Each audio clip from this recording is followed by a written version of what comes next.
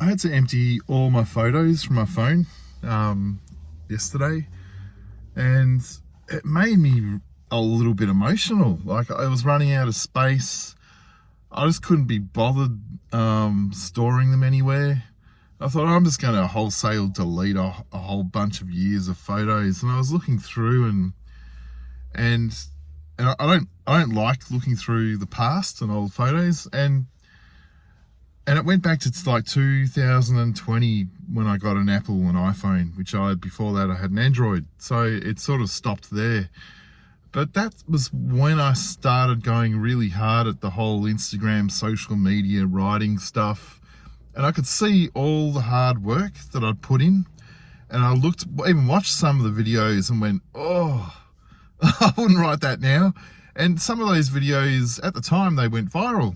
And I even considered, maybe I should save it. I could repost it. It'd probably go viral again. I thought, no, I hate it. These are just like whingy complaint. There's no real grace or a really original idea. Like, some of them I thought, that's kind of been said before. I've somehow thought it was original at the time. And I love that how over 6 years, between 44 and 50, I've massively improved. So it was amazing to see, have to go through all that old work and go, oh, I've improved, but I've had to sort of rub my face in the old stuff, and go, oh, disgusting. But yeah, it was a really interesting process, because also it showed how fucking hard I'd worked at it over 6 years. Like, video after video, pointing the camera at my face. There's me taking the photos of old shit that I've written that's not good, and I saw how much crap I'd made to create only a small amount of good things. And it was a really good reminder to go, this didn't just happen by accident. Nothing. Getting 2 books with Andrews McMeel didn't happen by accident. And of course, that misses out on 27 years before that, where I was working just as hard from 18 to 44 or whatever I was doing on my other phone, where I'd be taking photos or making animations or trying this and trying that. Like, only 2 years ago, just the idea that I could make money out of self-publishing books and pay the bills with it was a miracle. I thought, yeah, I've made it. This is it. I don't need anything else. That's it. Then all of a sudden, because I'd had 20-something years of momentum, I just kept going, and I got lucky with the publisher, and that happened. And all of a sudden, I keep setting these new goals and these new weird things. Like, the new goal is to eventually tour the US with my books when I actually have the money. It's not easy. It's not easy, but I'm going to see. I'll find out what royalties look like and all that sort of stuff soon. But it's funny how the goals change, and you see the hard work, and you think, I just thought that this is the photo album of an insane person. This is insane. Who is this guy? He just keeps making stuff and writing stuff.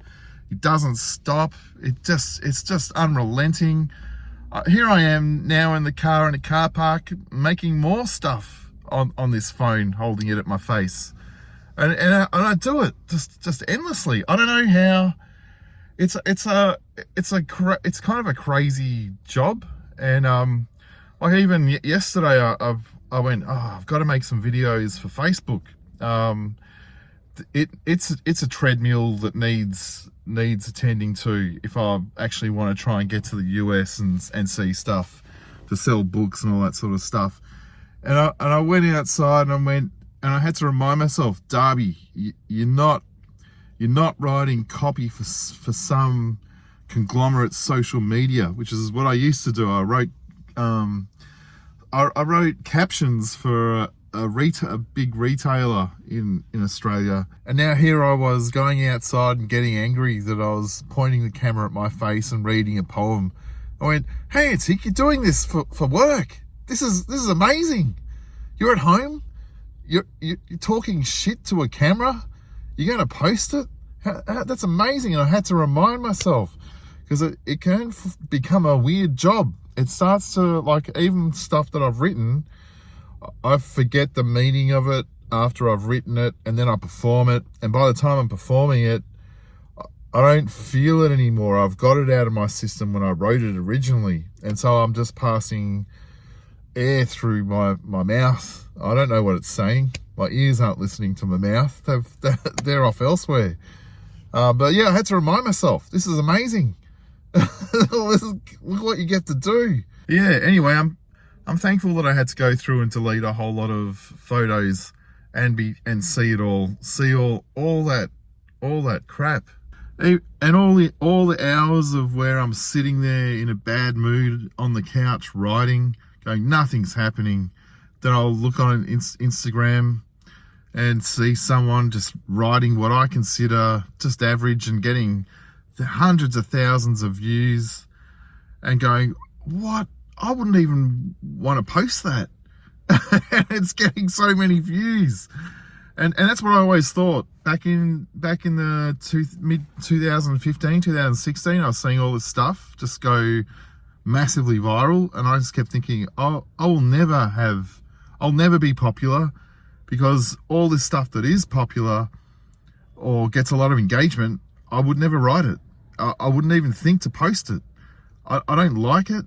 Some of it's okay, but it's not because of talent or because I feel like I'm better than them. But I just thought I wouldn't post that. And even still, like there's stuff that I see and I go, oh my God, anyone could write that if they tried for a year. And I don't know. I'm feeling a bit, maybe there's a bit of an arrogance happening. I don't know. But yeah, I find it interesting what a lot of people like.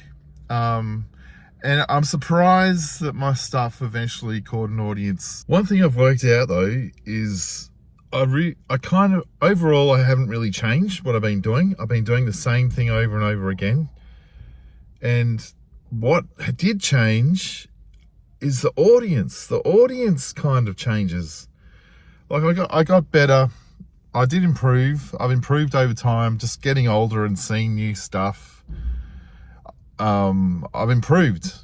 But the audience changed, and one of the photos that I saw that I didn't delete was my first TikTok, where I wrote a piece about the enjoyment of quitting a job.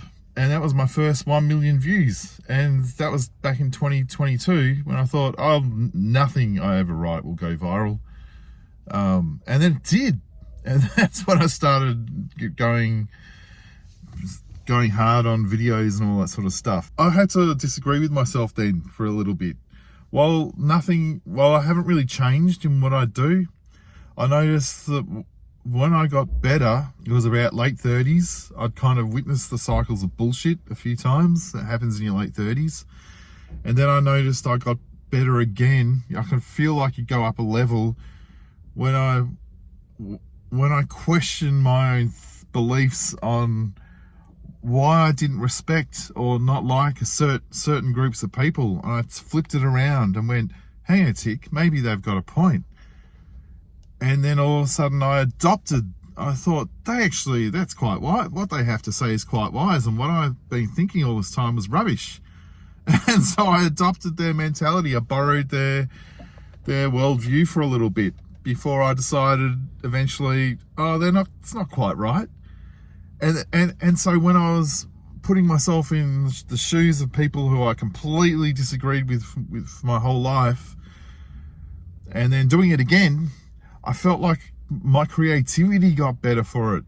And if I just cruised along and never questioned why I thought what I thought about the world was right, I would have never got better.